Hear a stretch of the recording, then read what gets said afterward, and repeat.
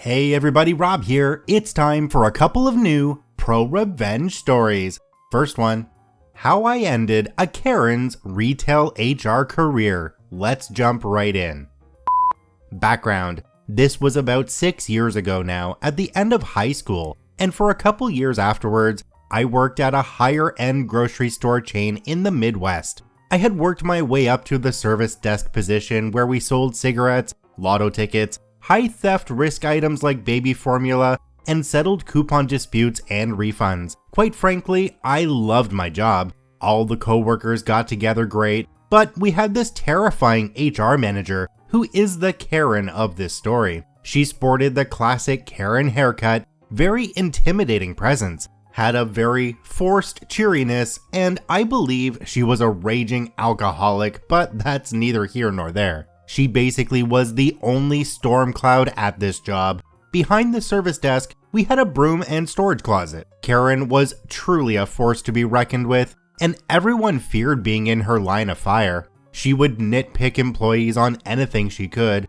Myself and the other service desk employees had taken to using the broom closet to store personal belongings as it was safer than the break room. Things went missing sometimes, kids are dumb. When Karen discovered we were storing our bags and lunches there, she made a point to pull us all aside and inform us that this closet was not, under any circumstances, to be used as personal lockers, as we have those in the break room, and the stuff is in the way, and slows productivity, blah blah blah, whatever. I'll keep my valuables on me. We agreed to not store our things in the closet anymore for fear of being written up. Fast forward about a month, I'm going through my shift close duties and get to the part where I sweep the floor behind and around the service desk. I head into the broom closet to retrieve the broom and dustpan, and what am I greeted with? A purse and a grocery bag. Upon further inspection, I recognize the purse to be Karen's faux designer purse.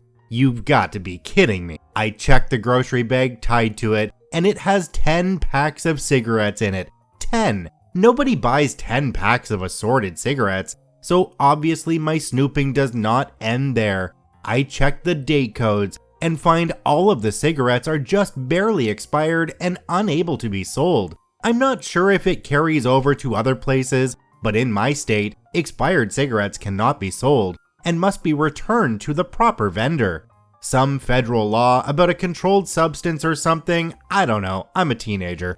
I check the receipt in the bag and notice one line of general merchandise at $1 times 10. At my store, we use general merchandise input with a custom price to charge for items with a damaged barcode and couldn't be scanned into the system. I check the cashier ID at the top, and who else but the big K-Dog herself. So she sold herself 10 packs of expired cigarettes at $1 per pack. Mind you, these cigarettes sell for about $8 to $10 per pack normally, not to mention the crime of selling expired cigarettes.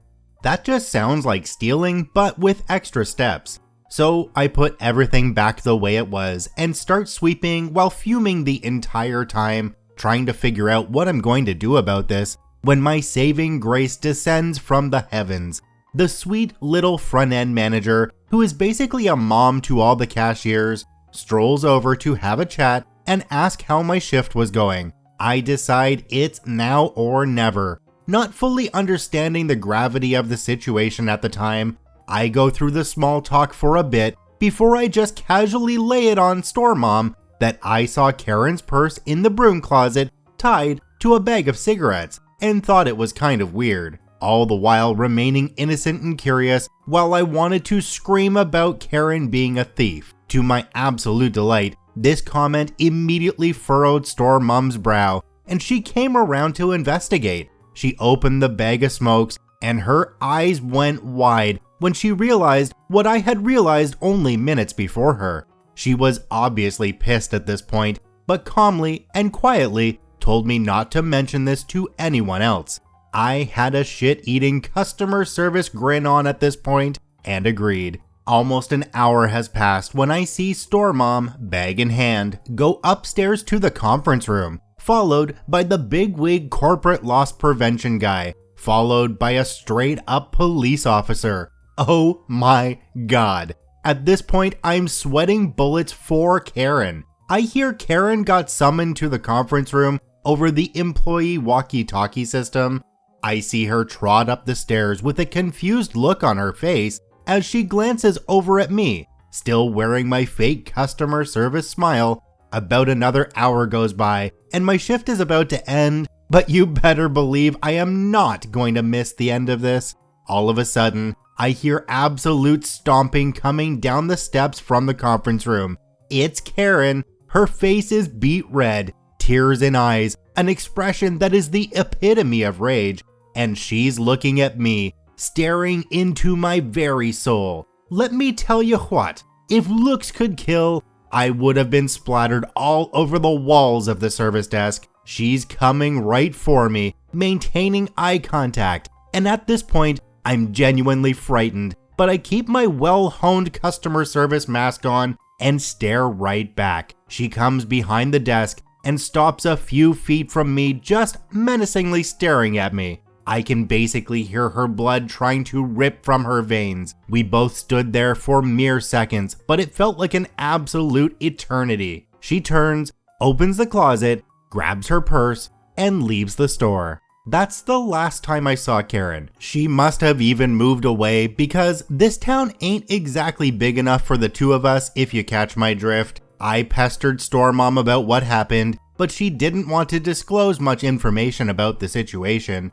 but did mention she was at least charged with retail theft and made passing comments about how she would never be able to work in a retail setting again. Meh, good enough for me. The grocery store was a happier place.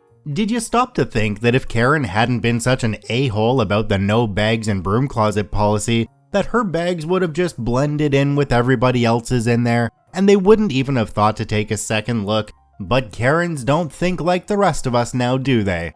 On to our next story. Why you should always be nice to potential hires. Let's jump right in. My wife and I moved to our current city back in 2013. The standards for my wife's job here are different to the standards back home. She has an associate's degree, and most employers want a bachelor's degree. However, nothing could stop her, and she kept putting in applications. One day, one of the employers she had sent applications to called her back. However, it was not to tell her she had gotten the job.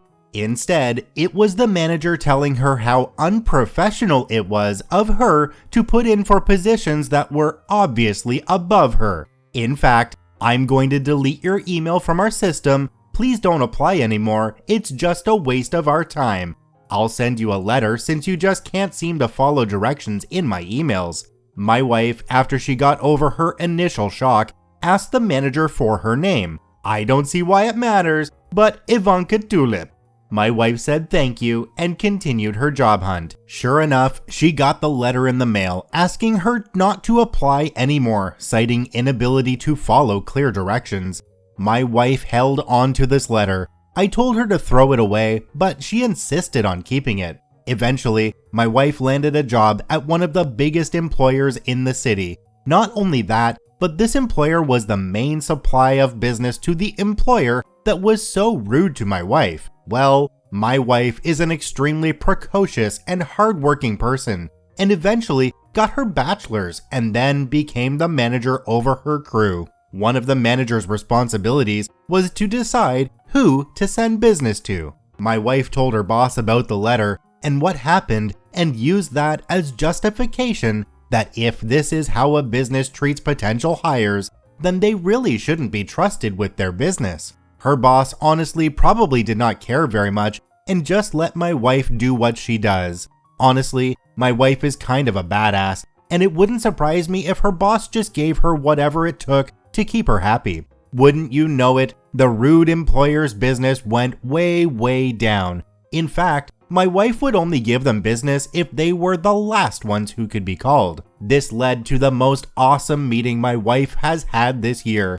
You see, to improve relations, the crappy employer set up a meeting with my wife and my wife's boss and the shitty business's top management. They needed this meeting to show how much value they could add. The day of the meeting comes and everyone introduces themselves. Finally, Mrs. Tulip says she is the manager and how nice it was to meet everyone. That's when my wife said, "Excuse me, I just want to be certain. Are you Mrs. Ivanka Tulip?" "Yes, that's me." "Oh, excellent. I am so happy to finally meet you in person." Thinking she had an in with my wife, Mrs. Tulip was over the moon.